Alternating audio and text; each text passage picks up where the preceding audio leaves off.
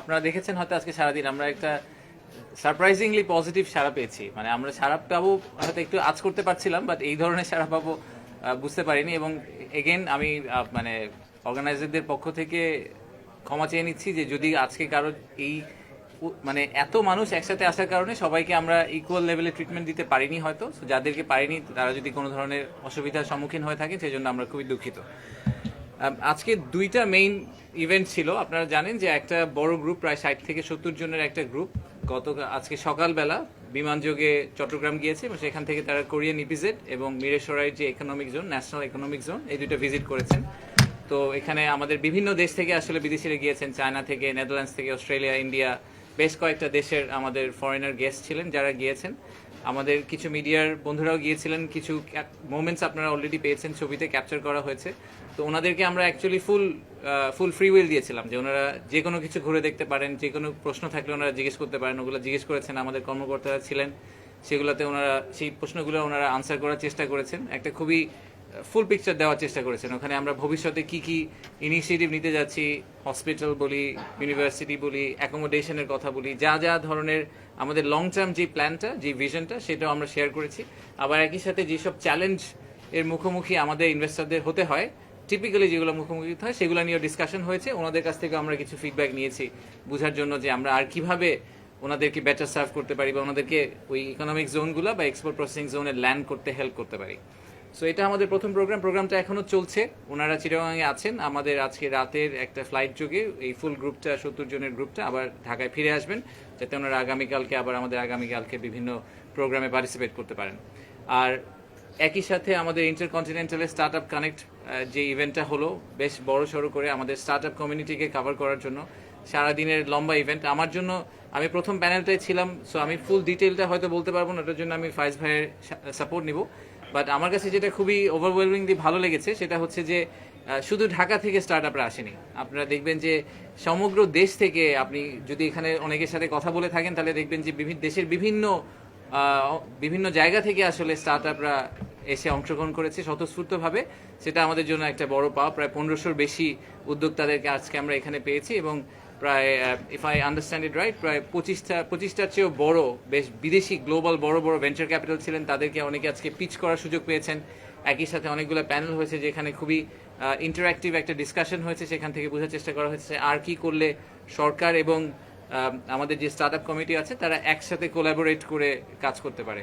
তো আমার পার্সোনাল একটা টেক, সেটা হচ্ছে যে স্টার্ট আপ ইকোসিস্টেমটাকে বিল্ড করার জন্য আসলে আমাদের সরকার থেকে স্টার্ট আপ কমিউনিটির কথাটা শুনতে হবে। আমরা সবসময় একটা ওই যে ওয়ান ওয়ে কমিউনিকেশনের দিকে চিন্তা করি যে আমরা বুঝতে পারছি যে কি করতে হবে। আসলে সত্যি কথা যে স্টার্ট আপে স্পেসে যারা কাজ করেন তারা আমাদের চেয়ে অনেক বেটার জানেন, অনেক বেটার বুঝেন। সেটা বিদেশি বিনিয়োগকারীদের কথাই বলি, আর আমরা আমাদের লোকাল যারা উদ্যোক্তা আছেন তাদের কথাই বলি। এনারা সবাই আসলে এই ইকোসিস্টেমে অনেক বেশি ইন্টিগ্রেটেড। তো ওনাদের ইন্টিগ্রেটেড ফর্মটার সাথে আমাদেরকে ওনাদের সাথে পার্টনার করতে হবে। তো সেটা আমার পার্সোনাল টেক। বাট আমি একটু ফাইজ ভাইকে বলবো যে আজকে সারাদিনের প্রোগ্রামটা যদি আরেকটু ডিটেলে আপনি বা কোনো ধরনের ডিসিশন হয়ে থাকলে বা ডিক্লারেশন হয়ে থাকলে সেটা যদি একটু শেয়ার করেন। Thank you. জি, থ্যাংক ইউ আশিক ভাই। আর আমি শুরুতেই আমাদের মাননীয় প্রধান উপদেষ্টার কার্যালয়, অফিস, বিডা এবং আইসিটি ডিভিশনকে ধন্যবাদ জানাই এরকম একটা সাকসেসফুল প্রোগ্রাম উপহার দেওয়ার জন্য। শুরুতে আমাদের ধারণা ছিল পার্টিসিপেশন আনুমানিক 1000-এর কাছাকাছি হবে, কিন্তু আমরা ওভারওয়েলমলি হাই পার্টিসিপেশন পেয়েছি। প্রায় 1500-র বেশি অ্যাটেন্ডি আছে, 70টার বেশি এক্সপার্ট স্পিকার আমরা পেয়েছি আজকে। 3টা প্যারালাল সেশন চলছে, আপনারা যদি খেয়াল করে থাকেন 3টা প্যারালাল হলে প্রোগ্রাম চলছে। 25টার বেশি ফরেন এবং লোকাল ভেঞ্চার এখানে পার্টিসিপেট করেছেন, যাদের ইস্টাবলিশড ভেঞ্চার ক্যাপিটাল ফার্ম আছে, এবং একই সাথে 15টার বেশি ইনডেপথ সেশন ফোকাস ডিসকাশন হয়েছে। তো প্রথম যে সেশনটা ছিল আজকে সকালে, সেটা ছিল আমাদের স্টার্টআপ বাংলাদেশের পক্ষ থেকে কিনোট স্পিচ। তারপরে আমরা এখানে আমাদের বাংলাদেশ ব্যাংকের, কেন্দ্রীয় ব্যাংকের governor doctor Ahsan H Mansur উপস্থিত ছিলেন, এবং পরবর্তীতে আমরা দেখেছি যে ইনভেস্টমেন্ট প্রথম যে সেশনটা ছিল সেটা স্টার্টআপ বাংলাদেশের পক্ষ থেকে একটা কিনোট স্পিচ দিয়েছেন স্টার্টআপ বাংলাদেশের একজন বোর্ড অফ গভর্নেন্স মেম্বার। সেখানে উপস্থিত ছিলেন বিডের চেয়ারম্যান, বাংলাদেশ ব্যাংকের গভর্নর, আইসিটি সচিব এবং আমি উপস্থিত ছিলাম। এরপরে যে সেশনগুলো হয়েছে সেখানে মূলত ইনভেস্টমেন্ট এবং স্টার্ট আপ সেন্ট্রিক সেশনগুলো হয়েছে। যেমন একটা সেশন হয়েছে হোয়াই ইনভেস্ট ইন বাংলাদেশ, যে বাংলাদেশে ইনভেস্টমেন্টের অপরচুনিটি কি এটা তুলে ধরা হয়েছে। তারপর হচ্ছে বিল্ডিং ইনভেস্টেবল বিজনেস, যে স্টার্ট আপদেরকে গাইড করার জন্য যে কিছু রোড ম্যাপ এবং কিছু নার্সিং প্রিন্সিপাল তুলে ধরা হয়েছে। এবং তারপরে ফান্ড রাইজিংয়ের কিছু পদ্ধতি বাতলে দেওয়ার জন্য আমরা একটা সেশন করেছি, সেটা হচ্ছে fund raising in the new era adapting to market shifts, এটা একটা। আর তারপর আরেকটা হচ্ছে যে finding the right problem to solve the DNA of high growth startups. মূলত স্টার্টআপগুলোকে কিভাবে, তাদের চ্যালেঞ্জগুলোকে কিভাবে মোকাবেলা করতে হবে, বা তারা কি ধরনের চ্যালেঞ্জ মোকাবেলা করছেন, এই ধরনের মানে ফোকাসড সেশন হয়েছে আর কি। আর এখন যেই সেশনটা চলছে, এটা অ্যাবাউট টু ফিনিশ, সেটা হচ্ছে যে how edtech education technology can solve বাংলাদেশের education crisis and unlock its next generation frontier. তো এখানে আমাদের মাননীয় শিক্ষা উপদেষ্টা আছেন সিআর আবরার, এবং আরও একজন বিজ্ঞানী আছেন ডক্টর আবেদ। সবাই মিলে এখানে মেটা রিপ্রেজেন্টেশন আছে বাংলাদেশের বিভিন্ন এডটেক কোম্পানি, যেমন শিখো, 10 মিনিট স্কুল, ওনারা এই সেশনটা কন্ডাক্ট করছেন আর কি। আচ্ছা, তো সকালে আমরা শুরু করেছি, আমরা ইনসেপ্টার যে ওনার আছেন, তো তাদের যে সেকেন্ড জেনারেশন নাবিলা, উনি নতুন একটা স্টার্ট আপ শুরু করেছেন, এবং সেই স্টার্ট আপের মাধ্যমে উনি বাংলাদেশি স্টার্ট আপদের জন্য $1 মিলিয়ন ডিক্লেয়ার করেছেন। এবং এই ফান্ডটা ওনারা ইকুইটি ফান্ড এবং গ্র্যান্ট এবং ইকুইটি ফান্ড উভয় হিসাবে, এবং লেন্ডিং, এই তিনটা ফর্মের যে কোনো একটা ফর্মে দে আর ওপেন, যে কোনো ফর্মে তারা এটা বাংলাদেশি স্টার্ট আপদের জন্য ব্যয় করবেন। আমরা এটাকে অত্যন্ত আন্তরিকভাবে স্বাগত জানাই, কারণ হচ্ছে স্টার্ট আপ বাংলাদেশের মাধ্যমে যেই ফান্ডিংটা এসেছে, আমরা দেখেছি প্রায় 76% হলো foreign venture capital. So Bangladeshi কোম্পানিগুলো যদি বাংলাদেশে ফান্ডিং করে, তাহলে এটাকে আমরা অত্যন্ত সাধুবাদ জানাই। আমি মনে করি যে বাংলাদেশ ব্যাংক রিসেন্টলি যেই পলিসিগুলো নিয়েছে, আপনারা খেয়াল করেছেন যে প্রথমবারের মতো বাংলাদেশ ব্যাংক সিগনিফিক্যান্টলি একটা আউটবাউন্ড ট্রানজ্যাকশনের, ফরেন কারেন্সি ট্রানজ্যাকশনের একটা উইন্ডো ওপেন করেছে। এবং একই সাথে স্টার্ট আপ বাংলাদেশের যে আমাদের যে স্টার্ট আপগুলো আছে, তাদের মধ্যে একটা বড় দাবি ছিল যে শেয়ার শপিং। তো বাংলাদেশ ব্যাংক এই বাধাটাও সরিয়ে দিয়েছে, অর্থাৎ স্থানীয় যারা স্টার্ট আপ আছে, তারা যদি দেশের বাইরে যদি কোনো স্টার্ট আপ বা কোম্পানির শেয়ার ওন করেন, তাহলে এখন থেকে তারা শেয়ার শপিং করতে পারবেন। আর এর বাইরে আমাদের বাংলাদেশ ব্যাংকের গভর্নর দুটা প্রমিনেন্ট ডিক্লারেশন দিয়েছেন এখানে। সেই দুটা ডিক্লারেশন হচ্ছে যে আমরা দীর্ঘদিন ধরে বাংলাদেশ ব্যাংকের কাছে বিভিন্ন কমার্শিয়াল ব্যাংকের, বাণিজ্যিক ব্যাংকের যে স্টার্ট আপ ফান্ডটা ছিল, জমা ছিল, সেটা লিবারালাইজ করতে বলেছে আর কি। তো বাংলাদেশ ব্যাংকের গভর্নর আজকে ডিক্লেয়ার করেছেন যে এই ফান্ডের প্রায় 800 কোটি টাকা ওনারা আগামী এক সপ্তাহ থেকে এক মাসের মধ্যে ওনারা উন্মুক্ত করে দিবেন। আর এর বাইরে আরেকটা ডিক্লারেশন ছিল, সেটা হচ্ছে যে 400 কোটি টাকা একটা ফান্ড, যেটা বাংলাদেশ ব্যাংকের নিজস্ব তহবিল আছে, এই তহবিলটা বলেছেন যে ডেপ্ট কিংবা ফাইন্যান্সিং যে কোনো একটা ফান্ডিং মডেলে স্টার্ট আপদের জন্য উন্মুক্ত করা হবে, এবং এটা এখন থেকে আগামী কয়েক মাসের মধ্যেই করা হবে। তো সর্বশেষে বাংলাদেশ ব্যাংকের গভর্নর একটা বার্তা দিয়েছেন এরকম, যে বাংলাদেশ ব্যাংক এমন কোনো পলিসি বা এমন কোনো পলিসি ব্লকেটকে অ্যালাউ করবে না যেটা স্টার্ট আপদের ফান্ডিং অ্যাক্সেস টু ফাইন্যান্সকে বাধা দেয়। অর্থাৎ যে নতুন একটা পলিসি বাংলাদেশ ব্যাংক একটা পলিসি রোড ম্যাপে যাচ্ছে, যেই রোড ম্যাপে এখন থেকে অ্যাক্সেস টু ফাইন্যান্স খুবই ইজি হয় এবং ফান্ডগুলো মোবিলাইজ করে।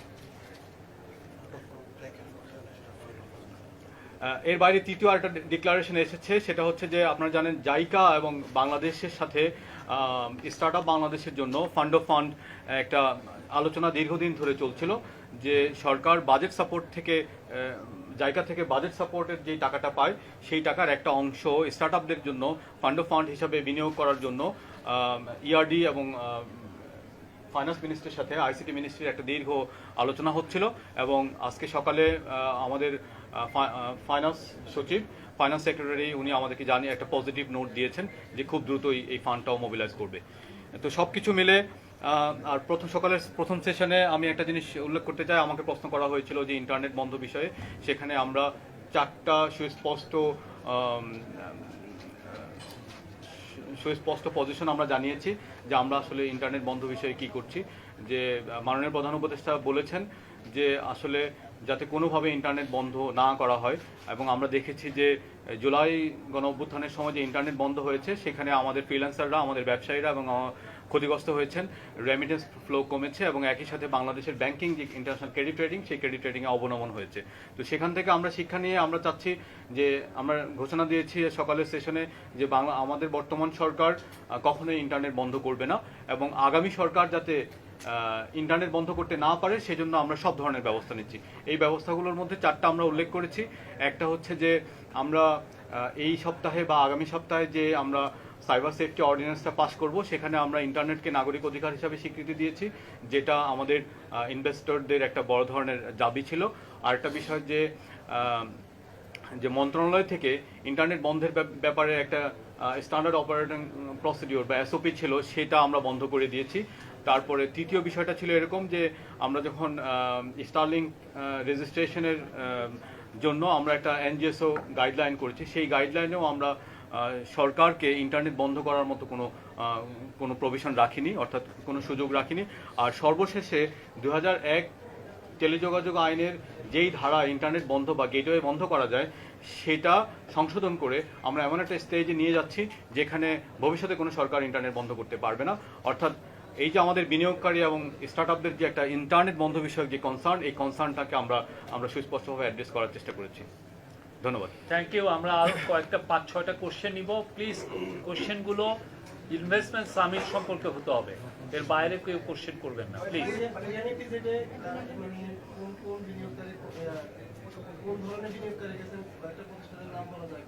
এটা আমরা বিনিয়োগকারীদের নাম আপনাদেরকে আমরা পরে দিয়ে দেওয়ার চেষ্টা করব। আমার কাছে আসলে এই মুহূর্তে লিস্টটা নেই যে কে কে গেছেন, আমরা কোন কোন দেশ থেকে গেছেন সেটা একটু আগে আপনাদেরকে শেয়ার করেছি। সো যে কটা দেশের নাম আমি শুনেছি যে চায়না, ইন্ডিয়া, নেদারল্যান্ডস, অস্ট্রেলিয়া, এই দেশগুলোর থেকে আমরা বেশ কিছু ইনভেস্টর পেয়েছি যারা গেছেন। আর আমাদের ইনফ্যাক্ট আমরা কিছু প্রসপেক্টিভ বাংলাদেশি ইনভেস্টরদেরকেও নেওয়ার চেষ্টা করেছি, যারা একেবারেই ডিসিশন পয়েন্টের খুব কাছাকাছি চলে গেছেন কিন্তু তারা কনসিডার করছেন খুব হেভিলি যে ওনারা ইকোনমিক জোনগুলোতে ইনভেস্ট করবেন, তাদেরকে আমরা নিয়ে গেছি যাতে ওনাদের কনসার্নগুলো এবং ওনাদের ভিউগুলো আমরা শুনতে পারি। আপনার ফিডব্যাকটা কি নিলেন? যেমন উনি একটা গুরুত্বপূর্ণ ফিডব্যাকের কথা বললেন যে স্টার্টাররা চান না যেন ইন্টারনেট আর কখনো বন্ধ হয়, এবং এই ব্যাপারে আপনার পলিসি রিভেট পয়েন্ট বললেন। আর কি কি ফিডব্যাক আজকের প্রথম দিনে? পার্সোনাল ডেটা প্রোটেকশন অ্যাক্ট নিয়ে একটা প্রশ্ন ছিল ওদের, আমরা এটা ক্লিয়ার করেছি যে আমরা এপ্রিলের মধ্যে ড্রাফটটা আমাদের বিজনেস কমিউনিটির মাধ্যমে যাদের কাছে এখনো পৌঁছে নেই তাদেরকে সে পাঠিয়ে দিব। আপনারা জানেন যে এটা গত 2 সপ্তাহ অনলাইনে ছিল, এবং আমরা কিছু সিলেক্টিভ বিজনেস কমিউনিটিকে এটা পাঠিয়েছি প্রাথমিক ফিডব্যাক পাওয়ার জন্য। তো সেই প্রাথমিক ফিডব্যাকগুলো আমরা পেয়েছি, যেমন এমচ্যামের কাছ থেকে পেয়েছি, এবং আরও কিছু সিলেক্টিভ ফাইন্যান্সিয়াল লয়ারের কাছ থেকে নিয়ে আমরা এখন এটা আপডেট করছি। By the end of this month, এপ্রিলের শেষে আমরা আবার এটা অনলাইনে আবার উঠিয়ে দিব পাবলিক কনসালটেশনের জন্য। তো সেটা আমরা তাদেরকে একটা প্রাইমারি কমিটমেন্ট করেছি এরকম, by the end of May the draft will be open for all.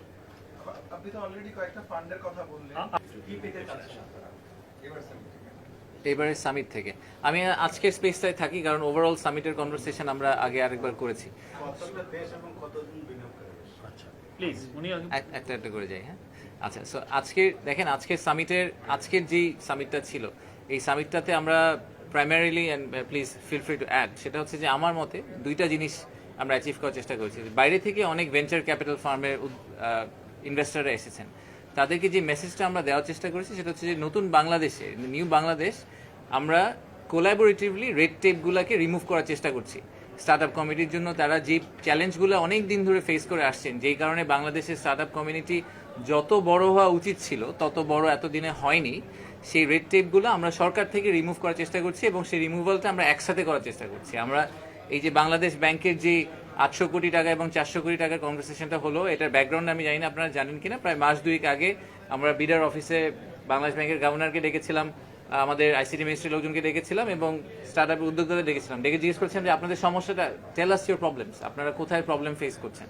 তো আমরা আজকে ভিসিদেরকে, ভেঞ্চার ক্যাপিটালিস্টদেরকে এই মেসেজটাই দেওয়ার চেষ্টা করেছি যে সরকার থেকে আমরা genuinely we have all intention to remove all the red tapes, যাতে স্টার্ট আপ কমিউনিটি থ্রাইভ করতে পারে। আর স্টার্ট আপ কমিউনিটি বাংলাদেশে যারা আছেন তাদেরকেও আমরা একটা সিমিলার মেসেজে অন্য সাইডটা দেওয়ার চেষ্টা করেছি যে আমরা ওনাদের পাশে আছি এবং আমরা শুধু ঢাকা বেসড স্টার্ট আপদের পাশেই নেই, আমরা আসলে সমগ্র দেশটাকে একবারে লিফট করতে চাই। আমরা শুধু ঢাকা বেসড স্টার্ট আপদেরকে সাপোর্ট করতে চাই না, সবাইকে সাপোর্ট করতে চাই, ইকুয়ালি তাদেরকে ট্রিটমেন্ট দিতে চাই। তো সেটাই আমরা আজকে মেসেজটা পাস করার চেষ্টা করেছি। প্লিজ আপনার পরিচয়। আমি জাইজেদিন থেকে বলছি, আমি সাইফুল, জাইজেদিনের সিনিয়র রিপোর্টার। স্টারলিং সম্পর্কে জানতে চাচ্ছি, এটা নিয়ে অনেকের আগ্রহ আছে, মানে এটা কি তারা সরাসরি এখানে বিজনেস করবেন নাকি তারা এখানে কোনো ভেন্ডর নিয়োগ করবেন বা ডিস্ট্রিবিউশন প্রসেসটা কি হবে, এটা একটু আজকের বিষয়ে থাকলে ভালো হয়। আজকে তো স্টারলিংক নিয়ে কোনো কথাবার্তা নেই, একেবারেই জিরো। স্টারলিংক কি করবেন এটা আপনাদের স্টারলিংকে জিজ্ঞেস করতে হবে, আচ্ছা, ওনারা কালকে আমার বসে ফয়েজ থাকবেন ভাই, আমাকে আপনি জিজ্ঞেস তাও করবেন। একটু জাস্ট যেহেতু জিজ্ঞাসা ছিল। আচ্ছা, স্টারলিংক নিয়ে আমাদের মাননীয় প্রধান উপদেষ্টা ঘোষণা দিয়েছেন যে মার্চ থেকে 90 দিনের মধ্যে এটা আমরা বাংলাদেশে কমার্শিয়ালি কমিশন করব। তো Starlink has given the authority to work on its own. তো তারা বাংলাদেশে কিছু ডিস্ট্রিবিউটর এবং ল্যান্ডিং স্টেশন পার্টনার তারা নিজেরা খুঁজেছেন, তাদের সাথে কাজ করছেন এবং আমাদের দিক থেকে আমরা বিডা, বিটিআরসি এবং টেলিকম মন্ত্রণালয় আমরা মিলে আমরা এনজিএসও গাইডলাইনটা তৈরি করেছি এবং আমরা এটা কনসাল্ট করেছি, অনলাইনে এটা ছিল। আমরা 75 রকমের ফিডব্যাক পেয়েছি, ওই ফিডব্যাকগুলো আমলে নিয়ে আমরা গাইডলাইনটা তৈরি করেছি এবং মাননীয় প্রধান উপদেষ্টা সেটা অনুমোদন করেছেন। এখন নেক্সট স্টেপ হচ্ছে স্টারলিংক বা এনজিএসও সহ, মানে এনজিএসও প্লেয়ার, এখানে Starlink one of the player, there can be many other players.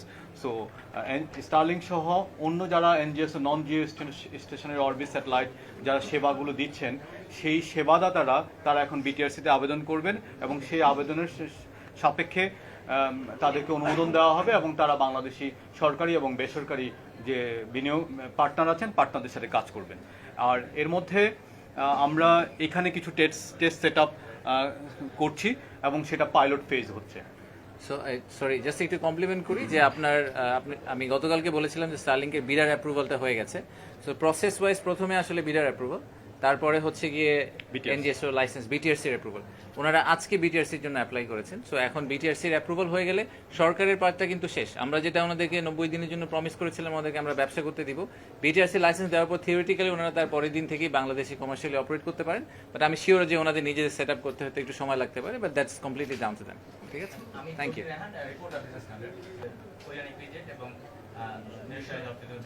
আপনি কি এক্সপেক্ট করতেছেন যে এখানে তারা কি বিনিয়োগ করবেন? আপনি এর আগে জানিয়েছিলেন যে যারা ফ্যাক্টরি সেটআপে একটা মনস্থির করতেছে তারাই যাচ্ছে, আপনি কি আশা করতেছেন? আর বাংলাদেশে কেন এফডিআই আসবে, এটা আপনি কি মনে হয়?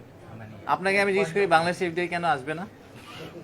মানে আসবে না কেন? এখন যে চ্যালেঞ্জ আমাদের প্রতিযোগী দেশগুলো দেখেন, তার মধ্যে করে যে আমাদের প্রতিযোগী দেশ আরো ভালো বেটার অপরচুনিটি পাবে। আমাদের যে ম্যান পাওয়ার যেটা আছে এটা একটা বড় অ্যাডভান্টেজ, আপনি বলেন আমরা যেটা জানি, বাট স্কিল ম্যান পাওয়ার গ্যাপটা থাকে।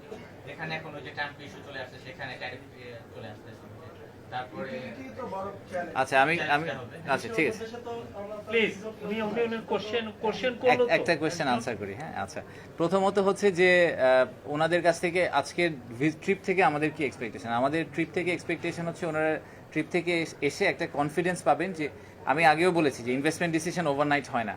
ওনারা হয়তো বাংলাদেশ নিয়ে চিন্তা করছেন তাই ওনারা বাংলাদেশে এসেছেন। ওনারা এই ট্রিপ করে কালকে সকালে গিয়ে কন্ট্রাক্ট সাইন করবেন, আমি এটাও চাই না।